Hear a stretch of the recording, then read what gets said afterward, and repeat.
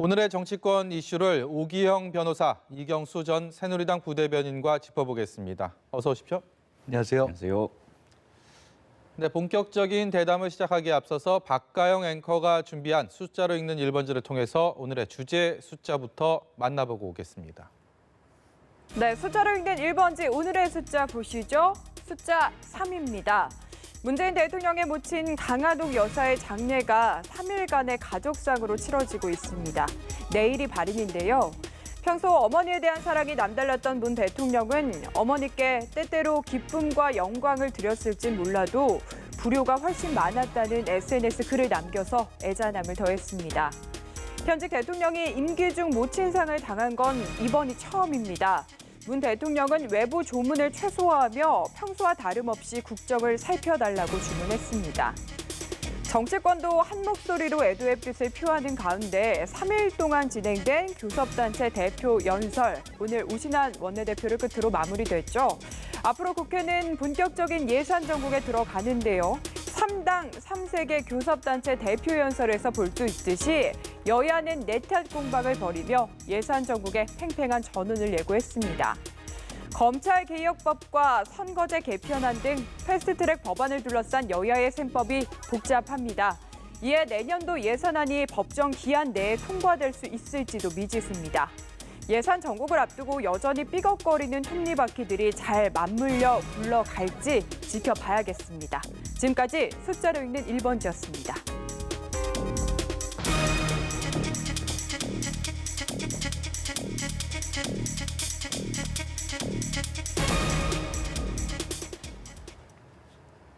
네, 문재인 대통령의 모친 강한옥 여사가 향년 92세로 별세했습니다.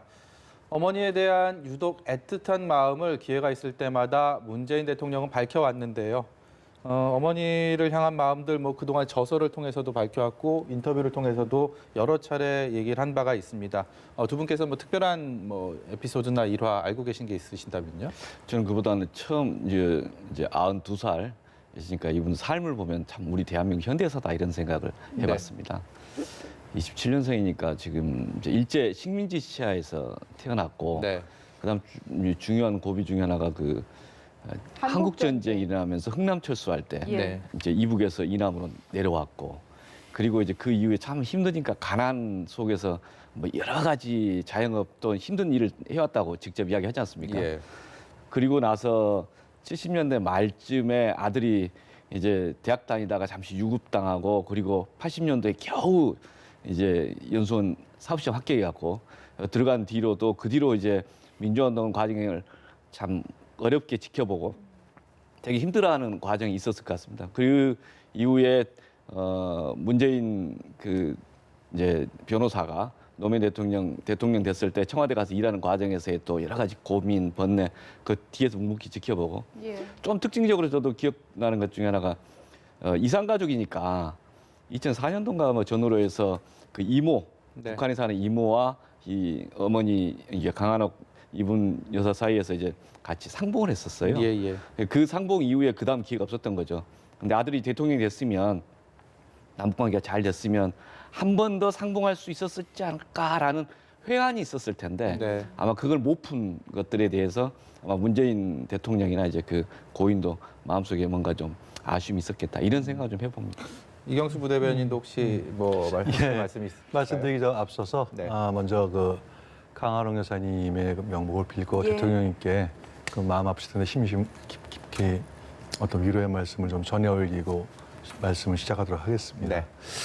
아까 오 변호사님께서 말씀하셨듯이 문재인 대통령님은 이제 부친이 문용형이라는 분이시고 이제 모친이 이제 돌아가신 이제 강한옥 여사님이신데, 두 분이 이제 그 흥남에서 사시다가 그 유명한 1950년 12월 달에 크리스마스의 기적이라고 불리는 흥남 철수작전 때 그때 그 유명한 배가 있거든요. 네. 메크레데스 빅토리아호라는 화물선인데, 아마 저희 국제시장이라는 그 영화에 영화에서도, 보면 이제 예. 그 광경을 상세히 이제 아실 수 있을 거고요. 그렇게 해서 그 화물선을 타고 거제에서 정착을 했는데, 아마 그 부친께서 여러 가지 사업을, 왜냐면 이제 이북 분들이 이 남한 쪽에 와가지고 굉장히 열심히 하셨거든요. 예. 그래서 이북 분들이 사업에 거의 실패하시는 분들이 없는데 어떻게 이제 문재인 대통령님의 그 부친께서는 좀 여러 가지 이것저것 한번 해보시다가 한번 실패하셨던 것 같아요. 그래서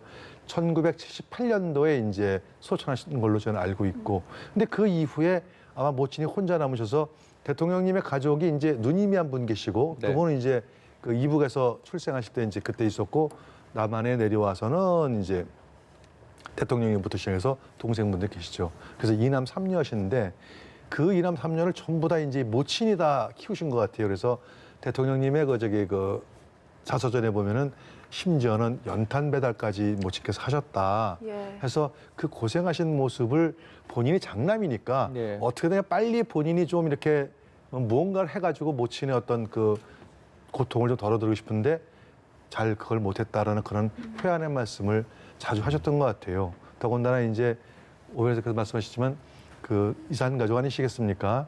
그래서 본인이 이제 꼭 한번 2004년에 한번 이모를 한번 뵙고, 그래서 모친께서 늘 살아계실 때에도 다시 한번 북에 가서 가족들 한번 꼭 한번 보고 싶다는 그 소망을 못 드린 게 아마 지금 대통령님의 마음속에 가장 아픔은 남지 않을까, 이런 생각을 해봅니다. 네, 두 분 이야기만 들어도 문 대통령이 모친을 얼마나 애틋하게 생각하는지 좀 느껴지는 것 같은데, 지금 보면은 3일 가족상으로 지내면서 조문 조화도 거절을 하고 지금 여야 5당 대표 조문만 받고 이러기로 했는데 최대한 뭔가 조용히 치르고 싶다, 이런 대통령의 의중이 반영된 것 같습니다. 본래 이 여름 휴가 갈 때도 좀 조용히 가는 스타일이십니다. 근데 특히 요즘 국정에 여러 가지 이슈들이 있는데 네. 국정은 국정, 차질 없이 가야 된다라고 하는 게 더 기본 성향이 그러셔서 정치인들 아예 오지 말아라라고 했고, 이제 각 당 대표도 안 받으려고 그랬는데 그렇게까지 하는 건 너무 심하지 않냐라는 이제 말씀들이 있으셔서 내부에서, 아마 예. 이제 외부에서 그렇겠죠. 예, 이제 그래서 5당 대표 조문만 맞는 거 아닌가 싶습니다. 예. 더 조용히 하시려고 하는 생각이실 것 같습니다. 네, 이런 거는 좀, 이런 처치는 보기에 좀 어떻다고 보십니까? 뭐 굉장히 국민들께서도 대통령님의 그 마음을 충분히 이해하실 거예요. 아마 조문을 받기 시작하면은 그쵸. 그 인산인해가 돼가지고 부산의 모든 교통이 다 마비가 될 정도 아니겠습니까? 그런 차원에서 보더라도 대통령께서는 조용하게 고인의 뜻을 따라서 또 평상시에 대통령님의 어떤 성품에 따라서 이렇게 조용히 치르겠다 하시는 것들은 저희 국민들도 충분히 마음을 더욱더 오히려 그런 가운데에서 고인의 명복을 비는 그 마음은 변하지 않을 것이라 이렇게 믿어 의심치 않습니다. 네, 화제를 돌려보겠습니다. 조금 전에 이해찬 더불어민주당 대표가 이른바 조국 사태에 대해서 책임감을 느낀다는 말을 하면서 기자간담회를 마쳤습니다. 주요 발언들 듣고 오시겠습니다. 민주당이 검찰개혁이라는 대의에 집중하다 보니 국민, 특히 청년들이 느꼈을 불공정에 대한 상대적 박탈감, 좌절감은 깊이 있게 헤아리지 못했습니다. 이 점 여당 대표로서 무거운 책임감을 느낍니다. 이 자리를 빌려 국민 여러분에게 매우 송구스럽다는 말씀을 드리겠습니다. 지금이 마지막 기회라는 마음으로 공수처 신설과 검경 수사권 조정, 그리고 검찰 내부의 조직 문화와 잘못된 관행을 철저하게 개혁하는 데 혼신의 노력을 다하도록 하겠습니다. 제가 정치를 30년 넘게 했는데 너무 지나친 것 같습니다. 아무리 정부 비판과 견제가 야당의 임무라지만 이렇게 정부가 아무것도 못하게 발목을 잡는 것도 처음 보았고. 네, 이해찬 대표의 발언을 듣고 오셨는데요. 오늘 이해찬 대표의 얘기를 종합해보면 이른바 조국 사태에 대한 집권당 대표로서의 어떤 사과, 그리고 앞으로 지금 공수처법이나 검찰개혁 이런 부분에 대한 집권 여당의 향후 어떤 드라이브를 강하게 걸겠다라는 얘기를 하면서 한국당에 대한 야당에 대한 비판의 날을 세웠고요. 그리고 내년 총선에 대한 어떻게 임하겠다라는 그 정도로 요약이 될 수 있는 것 같은데 예. 전반적인 분위기에 대해서는 어떻게 보셨습니까? 예, 일단 사전에 간단한 사항 말씀드리면 보통 당 대표, 여당 대표가 한 달에 한 번 평균 기자간담회를 합니다. 어떨 때는 좀 한 달 반 이제 지연되기도 하고 네. 정기국회 이제 시작하면서 이제 지금 조국 장관 임명 여부와 관련된 이제 큰 이제 가닥이 좀 바뀐 상황이기 때문에 이렇게 기자간담회를 한 걸로 이해가 되고요. 이 기자간담회 내용에서 방금 이제 앵커께서 말씀하셨듯이 국민 여러분께 송god하는 게 첫 번째 이야기이고 그 속에는 참 포괄적이고 좀 종합적인 이제 말씀을 국민들에게 드린 것이고 그 속에 나오는 키워드는 개혁과 공정이죠. 근데 이제 개혁은 검찰 개혁이고 공정이라고 하는 것은 우리 사회의 계층의 사다리가 무너지면 안 된다라고 하는 것에 대한 또는 그전의 제도에 대한 여러 가지 젊은 층의 문제제기가 있었고 그 부분을 좀 무겁게 받아 안겠다라는 것이 있고요.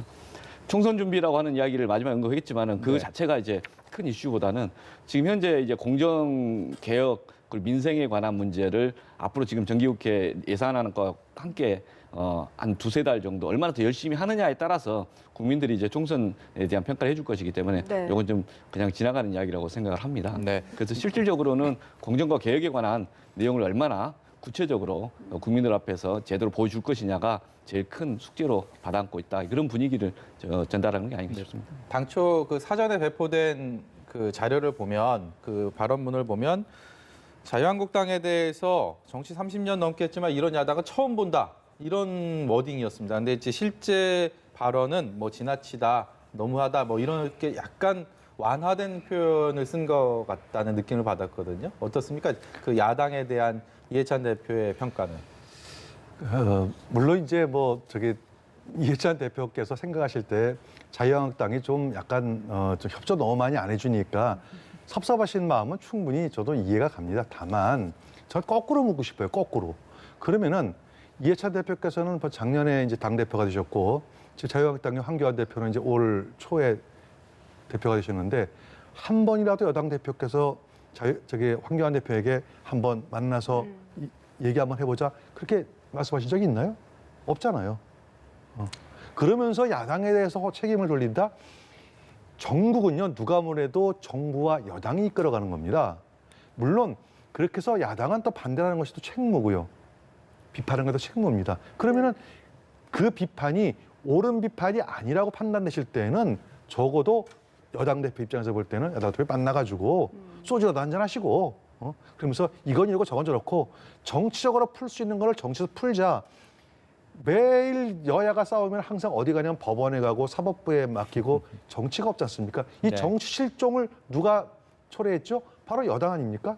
이해찬 대표는 거기에 대한 진솔한 반성은 없으시고 야당에서 발목만 잡았다. 정치 30년 동안 이런 여당 처음이다. 제가 볼 때는 정치 30년상 이런 여당 대표는 처음 봅니다. 집권여당 대표가 좀 더 손을 내밀었어야 한다 이런 지적이신 것 그렇죠. 같습니다. 여기에 대해서 좀 어떻게 생각하시나요? 이제 그 이영수 대변인 말씀하신 이제 무한 책임을 져라 이런 취지로 이해를 하고요. 네. 전혀 소통이 없었겠습니까? 그리고 어떤 논의를 하려고 시도를 안 했겠습니까? 이제 결과적으로 뭔가 서운하면 이제 한없이 이야기가 나올 수 있는 건데 저희가 보는 것 중에는 이런 게 있습니다. 그 전 이제 원내대표 중에서 현재 나경원 원내대표 이전에 이제 김성태 원내대표 네. 그 김성태 원내대표 있을 경우에 여야 간에 몇 번의 큰 이제 협상, 정치적인 타협과 법안 통과, 예산안 통과가 있었습니다. 그 과정들 속에서는 여당은 여당 내부에서 이 비판도 받았고 이 자유한국당 내부의 비판도 받은 사례들이 있었습니다. 작년 여름에 규제개혁 법안에 대해서 여야 크게 타협을 보고 원구성 협상도 했고 네. 그리고 작년 이제 12월 초에 그때 정의당이나 바른미래당, 민주평화당이 문제제기 했었지만 크게 또 타협을 보면서 예산안 통과도 하고 또 논의를 풀어나간 게 있었습니다. 근데 안타깝게도 작년 12월 말 이후에 나경원 원내대표 이후 지금까지 여야 원내대표 사이에서 합의다운 합의 이루어진 게 하나도 없습니다. 상당히 이런 점에 대해서 누구를 탓할 거냐 많이 할 이야기가 있겠지만 어쨌든 그런 현실이 좀 있었습니다. 그리고 올해 4월 달 29일에 패스트트랙 법안 상정이 있었지 않습니까? 그 과정 국회 선진화법에 따라 법안 상정하면 되는 겁니다. 그런데 그 상정하는 법안 자체에 대해서 자유한국당 빼놓고 다 찬성했는데도 자유한국당이 지금까지 이것을 불복하고 있지 않습니까? 이 상황이 그 정쟁으로 이루어지고 정치적 타협이 이루어지지 않았다는 국민의 비판, 언론의 비판에 대해서는 어떤 비판이든 달게 안고 가야 되겠지만 지금까지 올해 1년 동안 해오는 과정에서 정치의 실종, 정쟁의 매몰에 대한 그 주장이 자유한국당이 이야기한다면 그건 참 수용하기 어렵다 이런 의견이 있는 겁니다. 네. 지금도 패스트트랙 상정 법안을 어떻게 풀 것이냐에 대해서 오히려 패스트트랙 상정 법안이 두 가지가 있는데 정치개혁법이나 사법개혁법 그리고 예산안 이 세 가지에 현재 앞으로 한 달 반의 주요한 이슈들에 대해서 여야 간에 자기 안을 갖고 토론하고 그 속에서 합의를 하고 결단을 한다면 그 의미가 있는 것이다. 네. 그런데 그렇지 않고 그런 논의 자체를 무조건 거부하거나 상대방안을 반대만 하면 그러면 정쟁의 연속으로 갈 수밖에 없다. 네. 이게 좀 안타깝다 그런 지금 거죠. 당대표 이야기를 하다 원내대표 뭔가 합의 내용으로 얘기가 좀 흐른 것 같은데 다시 이해찬 대표 이야기로 좀 돌아와서 사실 이번 기자간담회가 더 관심을 받았던 이유가 조국 전 장관 이 논란이 있었던 이후에 여당이 좀 책임 있는 자세를 보여야 한다 이런 이야기들이 있었거든요. 여기에 대한 답변 어떤 답변 내놓을까 궁금했는데 좀 충분히 얘기가 됐다고 보십니까? 저는 충분한 어떤 여당 대표에서 충분한 어떤 충분하고 진솔한 사과의 모습은 보이지 않았다. 그냥 글자 그대로 면피하기에 급급한 것이 아니냐 그런 생각이 듭니다. 자, 가만히 이제 생각을 저희가 해보면은 사실은 조국 장관이 지명되기 이전부터 조국 장관에 대한 어떤 각종 언론에서 그 조국 장관에 대한 의혹들이 끊임없이 생산이 됐습니다. 물론 대통령님 말씀대로 의혹만 가지고 임명 안 하면은 그런 나쁜 선례를 남길 수 있다는 그 말씀에 저도 동의를 하는데 적어도 그건 대통령이 인사권자인 대통령의 말씀 그렇다 하더라도 여당 대표는 만약에 그런 것들이 있다면은 빨리 조사를 하거나 아니면 빨리 요처에 해서 그걸 알아보고 대통령께 건의할 의무가 있어요. 그런데 이해찬 대표는 거기에 전혀 안 하고 오히려 검찰개혁의 적임자라고 해가지고 잔뜩 포장지만 잔뜩 씌워가지고 내버렸단 말입니다. 결국 그 결과가 어떻게 됐습니까? 모든 국민들이 광화문에 그리고 서초동으로 나눠가지고 둘로 나뉘는 이런 결과를 책임진 게 여당 대표의 책임이 전혀 없다? 아닙니다. 저 여당 대표에서 상당한 책임이 있다. 이렇게 보여지고요. 근데 거기에서 단순하게 예를 들어가지고 청년들에게 좀 불공정이란 거기에 대해서 깊이 좀 깨닫지 못해서 죄송하다.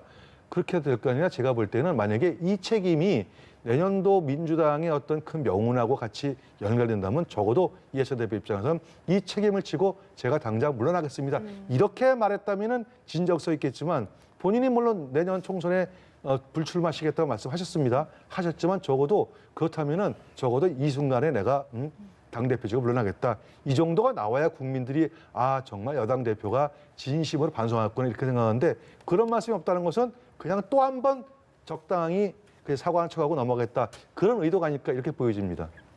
그건 좀 과도한 정치 공세인데요.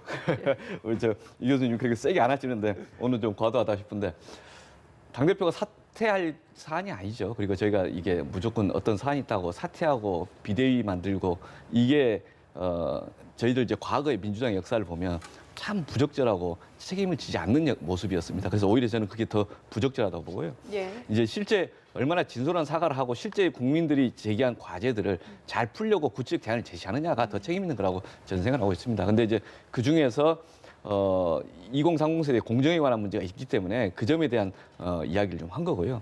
그다음 또 하나는 국민들 속에서도 이야기를 하는 게 있습니다. 지금 여러 이제 의견이 다 있고 다 함께 우리 대한민국 국민입니다만은 검찰에 통제할 수 없는 그 권한 그 속에서 참 무섭다. 야 이렇게 힘이 센가? 대한민국에는 검찰밖에 없구나. 여당 야당 아무 힘도 못 쓰고 패스트트랙 조사한다고 하니까 그냥 야당은 조용히 있고 그 다음에 이제 마치 이 수사 개입하면 정치 개입이라고 하니까 또 여당도 말도 못 하고 네. 검찰 혼자 다 하는데 이거 누구든지 검찰한테 찍히면은 인생이 망치겠구나. 이거 정부가 민주주의 국가 맞아? 대통령이 인사권 제대로 행사하는 거 맞아? 이런 지적도 있는 겁니다. 그래서 검찰 개혁에 관한 문제는 제도적 개혁으로 꾸준히 가겠다. 수사는 수사들 하고 그 다음에 제도 개혁 제도 가자. 근데 그 제도 개혁의 내용으로 공수처나 수사권 조정 방안들을 좀 더 건설적으로 장기적 시각에서 해보자라고 하는 게 이제 예. 숙제로 앓고 있는 거죠. 네, 제가 준비된 예정된 질문은 아닌데 관련된 소식이 조금 전에 들어와서 그 질문 드리려고 하는데요. 어제 자유한국당 공식 유튜브 채널에 문 대통령과 조국 전 장관을 좀 희화하는 그런 애니메이션이 올라와서 논란이 됐었는데요. 오늘 이해찬 대표의 기자간담회에서도 한국당은 동영상을 삭제하고 국민께 사과해야 된다라고 강한 어조로 얘기를 했습니다. 근데 여기에 대해서 황교안 대표가 그 유튜브 채널에서 삭제를 했습니다. 그 동영상을 삭제를 하면서 그 이후로 대통령이 지금 상중이기 때문에 좀 부적절하다라는 판단을 해서 삭제를 했다라고 했거든요. 이제 뭐 공교롭게 집권당 대표는 거기에 대해서 항의를 강한 어조로 했고 상대당 제1야당 대표가 마치 화답하듯이 그 동영상 삭제를 했습니다. 뭐 이런 일련의 과정들 좀 어떻게 봐야 될까요? 사실은 이제 그 동영상 애니메이션 저도 이제 잠깐 봤는데요. 네. 상당히 부적절한 건 맞습니다. 제가 이제 늘 말씀드리듯이 저희가 야당 입장에서 볼 때 저기 정부 여당을 저희 공격하는 거는 그거는 정책적으로 그 다음에 때에 따라 뭐 정치 공세도 있을 수 있겠지만 그 부분을 비판하는 거거든요. 다 같이 국가를 같이 잘 이끌어 나가자 하는 이제 그런 공통된 마음을 출발하는 건데 네. 그 과정에서 대통령에 대한 어떤 그 권위를 무시한다든지 아니면 예의가 벗어나는 그런 것들은 절대로 금도입니다, 금도.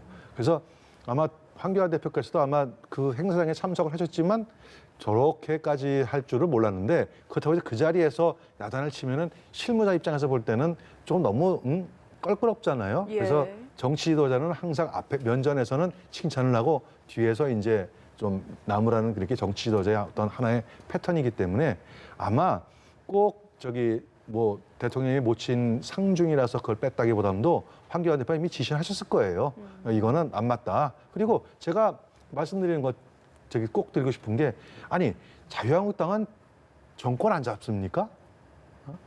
그러면 똑같은 입장에서 자유한국당이 정권 잡았을 때 상대 야당에서 저런 식으로 대통령에 대해 어떤 그 약간 뭐 볼 수 없을 정도의 그런 형태의 공격이 나왔을 때 어떻게 할 겁니까? 지난번 박근혜 대통령 시절에 그 더러운 잡인가요? 네. 그 여성 비하하고 뭐 그런 거 했을 때 얼마나 많은 국민들이 거기에 비난을 가했습니까? 이 역지사지해야 될 것 같아요. 예. 그래서 자유한국당도 비판은 하되 정당하게 정책적으로 꼭 하라는 그런 말씀 드리고 싶고 아마 황교안 대표께서 이번에 바꾸신 것도 그런 차원에서 한 걸로 보여집니다. 완전 삭제를 요구하는 것에 대한 그 질문에는 알아서 판단하겠다 이런 답변을 했거든요. 그러니까 이제 전체적인 그 저기 애니메이션 자체가 다 잘못됐다는 건 아니고 네. 이제 대통령님에 대한 어떤 그 저기 약간 좀 모욕이라고 표현하면 좀 그럴까요? 좀 그런 비하하는 그런 그 부분은 삭제하는 게 맞다. 아마 그런 차원에서 아마 이해가 될 것 같습니다. 우경 변호사께서는 예, 저도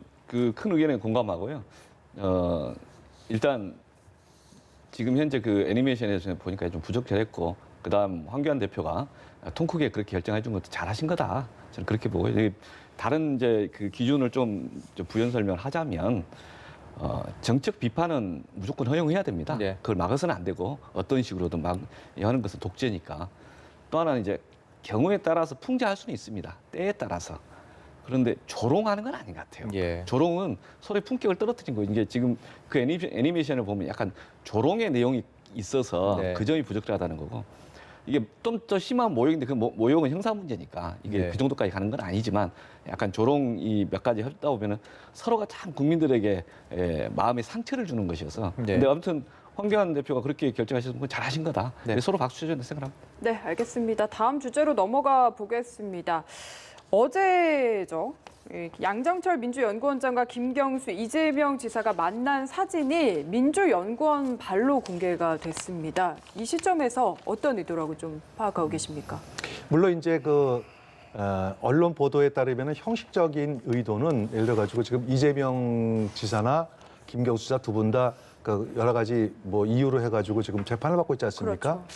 아마 상당히 이재명 지사 같은 경우는 이제 곧 12월 말 정도면 대법원 최종 판결이 나는데 대법원 최종 판결이 확정 판결을 나면은 지사직을 잃을 네. 가능성도 있기 때문에 상당히 그렇죠. 네. 심정이 복잡할 거예요. 그런 차원에서 위로하기 위한 자리다라고 하는 그 부분은 이제 표면적인 이유고 내부적인 이유는 뭐냐면은 사실은 아까 제가 이해찬 대표 말씀을 드릴 때 왜 좀 강하게 표현했던 이유는 이 사건하고도 연결 지어집니다. 네. 이게 무슨 내용이냐 이런 겁니다.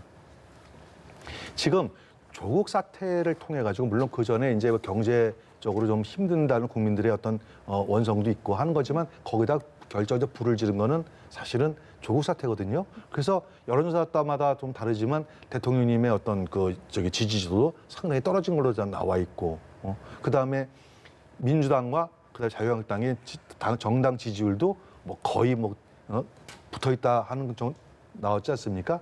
근데 전통적으로 보면 말이죠. 전통적으로 보면은 여론조사에서 항상 여당이 좀 높게 나오는 건 사실입니다. 예. 그러면은 실질적인 어떤 민심으로 들어가게 되면은 거의 민주당이나 자유한국당 지지도가 데드크로스 혹은 역전도 될 수도 있다라는 이런 위기감이 오는 거죠. 양정철 원장은 민주연구원장으로 있으면서 이 부분을 굉장히 중요시 여겼을 거예요. 그러면 이것을 극복하기 위한 가장 좋은 방법이 뭐냐면은 야당이 특히 자유한국당을 비롯해서 보수 대통합을 끊임없이 주장하고 있는 것 마찬가지로 민주당 입장에서 볼 때 친문과 비문이라고 하는 이 두 세력의 통합이 없이는 내년 총상이 어렵다. 그런 차원에서 지금 비문의 가장 상징적이죠. 상징성이라고 볼 수 있는 이재명 지사하고 그다음에 친문의 상징이 있다고 볼 수 있는 김경수 지사 이 두 사람의 만남을 통해서 일종의 프로파간다 다시 말해서 친문과 비문들이 이렇게 합치니 민주당의 전통적인 지지율을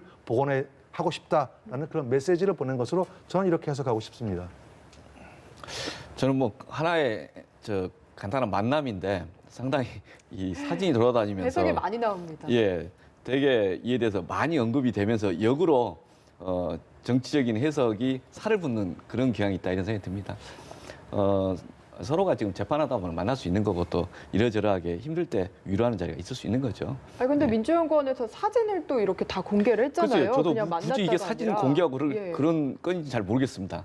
근데 아무튼 공개되니까 이런 정치적 해석과 논평들이 붙이는데 특별하게 붙일 논평이 별로 없습니다. 저는. 이재명 지사나 김경수 지사는 지자체장으로서 또 뭐 향후 잠룡으로 꼽히는 뭐 상황에서 만날 수 있다고 봅니다. 근데 다만 그 정치부 기자들이 민주당을 취재를 할 때 정말 양정철 원장의 어떤 그 행보가 그 선거철마다 상당한 의미를 부여했을 때가 많았거든요. 경험상으로도. 그리고 실제로 양정철 원장의 말과 행동 하나하나가 또 많은 영향을 미쳤던 것도 돌이켜보면 사실이고 그렇기 때문에 민주연구원장으로서 양정철 원장이 저 사진을 공개를 하고 그리고 실제로 저 두 잠룡으로 꼽히는 또 친문과 비문의 대표 주자로 꼽히는 두 지사를 만났다는 것 자체에 그냥 단순한 저녁 모임과 단순한 회동이라고 보기에는 조금 그래서 여러 가지 해석이 나올 수 있다라는 관측이 많이 나오는 것 같은데요.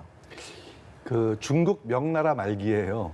권력 서열을 따질 때 권력 서열 제일 1위가 누구냐라고 물어보면 역사가들은 환관이라고 합니다.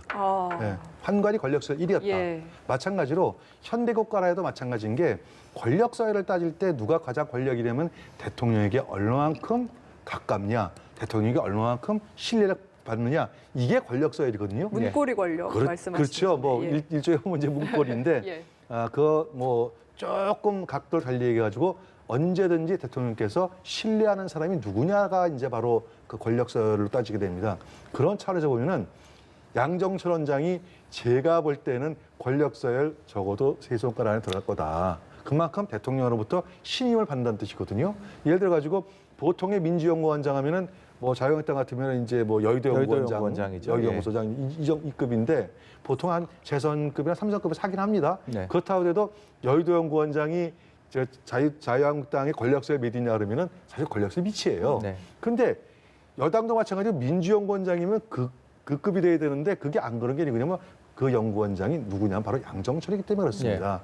다시 말씀드려서 대통령의 어떤 그 의중을 받들어서 차기 어떤 권력을 지형을 짜고 그다음에 선거 전략을 만들고 그 가운데에서 또 국정을 운영하는 어떤 틀을 만드는데 특히 국회 정당에 어떤 도움을 받기 위해서는 가장 핵심적인 거기서 역할하는 것은 제가 볼 때는 네. 정무수석도 아니고 당대표도 아니고 양정철 원장이다. 전 이렇게 보고 싶습니다. 네. 너무 과도한 해석이라고 한 말씀 더 드리고 싶습니다.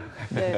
결과적으로 어쨌든 양정철 원장이 내년 총선 앞두고 좀 준비에 나서고 있다. 이렇게 많이들 해석을 하신 것 같은데 한국당도 총선 준비해야 되겠죠. 그래서 황교안 대표가 내일 첫 번째 인재 영입 명단을 발표하는데 지금 조금 공개가 돼서 영입 1호가 박찬주 전 육군 대장입니다. 공관병 갑질 논란을 빚었었죠. 평가를 해주실 수 있을까요?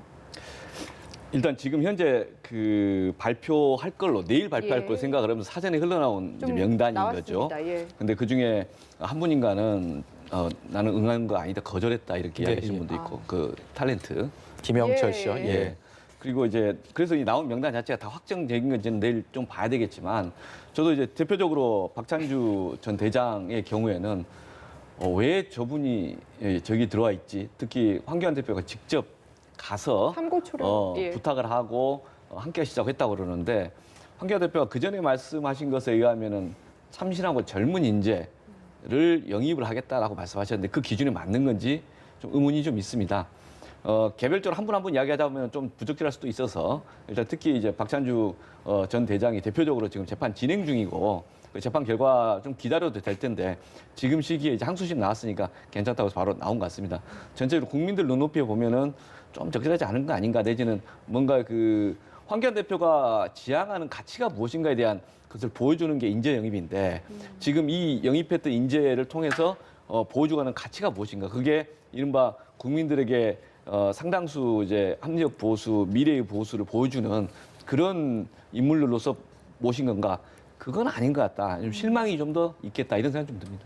그렇게 이제 보실 수도 있는데 예. 그 영입 1호가 박찬주 대장이다라고 이제 이렇게 알려졌으니까 그래서 영입 1호라고 이렇게 칭하겠습니다. 근데 왜 하필 박찬주 대장이냐? 그거는 지금 대한민국의 안보 현실이 그만큼 엄중하다는 뜻이에요. 왜 하필이면은 군 출신이 영입 1호였을까? 그만큼 대한민국의 안보는 지금 엄중하다. 예를 들어가지고 장관이 국방부 장관이 오히려 북한을 편드는다 발언도 하고 통일부 남북 축구를 하면서 아무런 깜깜이 축구를 하는데도 통일부는 아무런 답변도 못 하는데 오히려 9.19 군사 합의로 인해 가지고 더욱더 안보 전선은 무너진다. 이런 것들 보통 국민들의 심정이 지금 그렇기 때문에 박찬주 대장이 어떤 뭐 공무원별 갑질이라고 해가지고 국민들한테 지탄을 받았지만 사실상 재판 결과는 별게 없다. 이거 다 무죄다. 이렇게 나오고 있는 거고 오히려 거꾸로 박찬주 대장이 억울한 피해자일 수도 있다라는 이런 생각이 드는 것도 하나의 이제 영입 대상이 됐겠죠. 네. 하지만 그보다 더 중요한 거는 그만큼 자유한국당이 보수 정당이기 때문에 안보를 중시하겠다라는 차원에서 박찬주 대장을 영입했다. 전 이렇게 해석을 하겠습니다. 약간 보완을 하면요. 네. 그러면 그 박찬주 그 대장 이분의 경우에는 좀 독특한 경력이 있어요.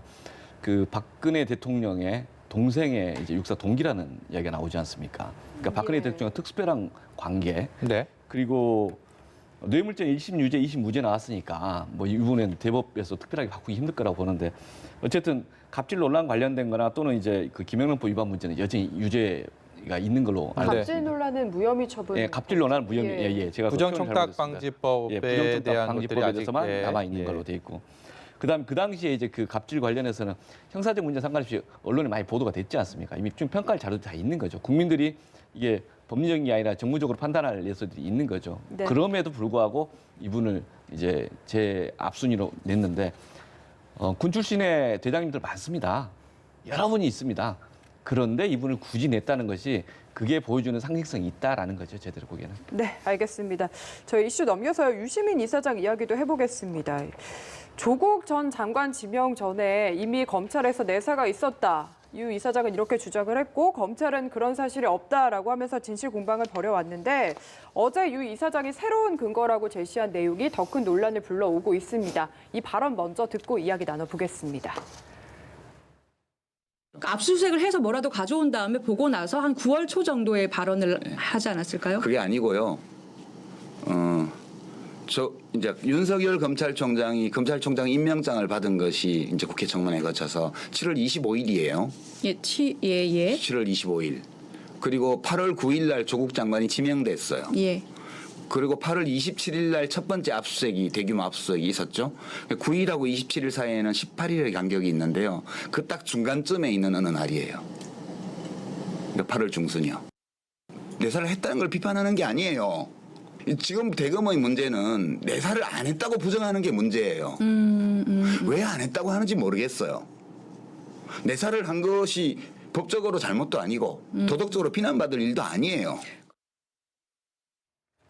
네, 유시민 이사장의 그 유튜브 방송을 통한 저런 발언들이 나올 때마다 회자가 되는 것 같습니다. 저희도 여러 차례 전해드렸는데 내사 시점을 특정을 하면서 거기에 대해서 누가 얘기했다라는 건 또 밝히지가 않았습니다. 그러니까 사실 저 정도의 얘기라면 그게 누구인지 자체가 좀 특정이 돼야 거기에 대한 신뢰도가 또 결정되는 그런 부분들이 있을 텐데 글쎄요, 저 얘기들 전체적으로 어떻게 보셨습니까?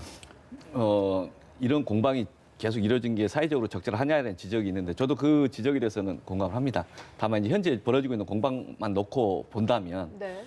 이 공방의 이 포인트가 뭐냐, 이제 초점이 뭐냐에 대해서는 내사를 한 거 아니냐, 임명 전에 내지는 이제 그 정식 수사하기 전에. 네. 근데 그 말의 이제 의미는 사전에 충분한 증거도 압수수색 수사도 하기 전부터 안 된다라고 예단을 갖고 그 로비한 거 아니냐. 네. 즉 자기 상사 인사권자에 대해서 인사권자의 파일을 가지고 비토를 하고 그러면은 그로 인해서 인사를 바꾸려는 거 아니냐. 즉 정치 개입한 거 아니냐. 이제 이 자리에서 지난번에 말씀드렸지만 8월 26일 여야 간에 9월 2일, 3일 하기로 합의 봤었습니다. 청문회 날짜. 근데 바로 그 다음 날 100여 명의 수사관 검찰이 압수수색을 전국적으로 했죠. 예. 기자들 다 동원해서 압수수색을 했습니다. 일주일 지나서 해도 되는데 또는 그걸 하더라도 비공개를 해도 되는데 그걸 다 공개적으로 했다는 겁니다. 그 지금 2달 지나서 그때 일주일 반드시 땡겨야 될 것 또는 그게 공개될 만큼의 급박성이 있냐. 네. 지금 그런 사안들은 안 보이거든요. 그러니까 이런 점의 연장에서 이제 내사 이야기의 실제 초점이 이렇게 딱 찍어놓고 수사기관이 자기 나름대로의 이제 어떤 정무직 임명 과정에 의사 개진 내지는 반대한 거 아니냐 이런 문제적인 것 같아요. 근데 그 말이 진짜냐 가짜냐 적어도 검찰이나 아니면 이제 윤석열 총장이나 이제 이 유시민 작가나 이 사실 여부는 다 잘 알겠죠. 예. 다만 그것을 어떻게 표현할 거냐 문제일 거고 그다음에 그 내용 자체를 사회적으로 어떻게 해석되느냐 문제인데 근데 이 맥락 속에서 불법이 있었냐 이런 문제가 아니라 정치적으로 적절했냐 안 됐냐 이런 논쟁을 하고 있다고 봅니다. 네. 저는 이제 두 가지 면을 굉장히 이제 중요시 보는데 첫째는 그 유시민 이사장의 발언 중에서 근거로 된 게 뭐냐면은 A라고 하는 특정인이 대통령을 하시라도 이렇게 만나실 수 있는 분이고 그래서 그런 얘기를 충분히 검찰총장의 얘기를 대신 전달할 수 있는 분이다. 이 얘기 굉장히 조심해서 말씀하셔야 돼요. 최순실이 있습니까? 지금 문재인 정부에? 비서실세, 원외 바깥에 있는 사람이 검찰총장의 얘기를 들어가지고 그걸 대통령에 전달해 줄 수 있는 사람이 있다? 그런 사람을 통해서 들었다? 이거 최순실보다 더한 비서실세 아닙니까? 이런 말을 어떻게 함부로 해요? 첫째, 그거 유시민 이사장 굉장히 큰 실수를 하신 것 같고 네. 두 번째는 지금 저 내사 얘기가 왜 나왔냐면은 검찰이 무소불위의 권력을 휘둘러가지고 예를 들어가지고 인지수사했다는 뜻이에요. 예, 인지수사. 인지수사를 미리 해놓고 나서 그 다음에 자기 뜻에 맞게 특히 조국 장관 같은 경우에는 검찰개혁에 검찰개혁 하기 때문에 검찰은 검찰개혁에 반대하기 때문에 예. 그래서 조국 장관을 낙마시키기 위해서 사전에 인지수사식으로 했다라고 그걸 강조하기 위해서 내사 얘기를 한 거지 않습니까? 네. 검찰이 검찰개혁을 반대하는 거 아닙니다. 문제는 검찰개혁의 방안 중에서 검경 수사권 조정 문제는 야당에서도 일정으로 찬성하는 부분이 있는데 공수처 문제는 그건 안 된다라고 하는 거고 검찰도 스스로 자정적으로 노력을 하겠다는 것들을 수차례 밝혔어요. 근데 그걸 갖다가 조국 장관 때문에 이렇게 싸잡아서 매도하는 것은 유시민 이사장은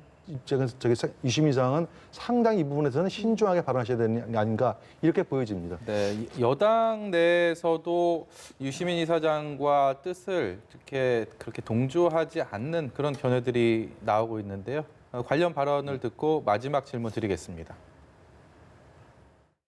그 법리 내사라는 개념 자체가 아시겠지만 법적인 개념이 아니지 않습니까? 그리고 네. 그 범위가 굉장히 고무줄 잣대로 어떻게 보면 할 수 있는 부분이니까요. 네. 그러니까 유시민 이사장의 입장에서는 그 발언 내용을 내사가 있었다고 해석할 수도 있겠지만 네.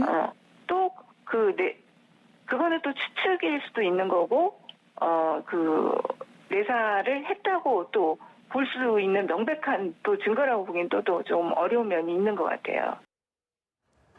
네, 지금 백혜련 의원의 목소리 그리고 박용진 의원의 내용은 CG로 같이 나가고 있는데 좀 어떻게 예. 들으셨습니까?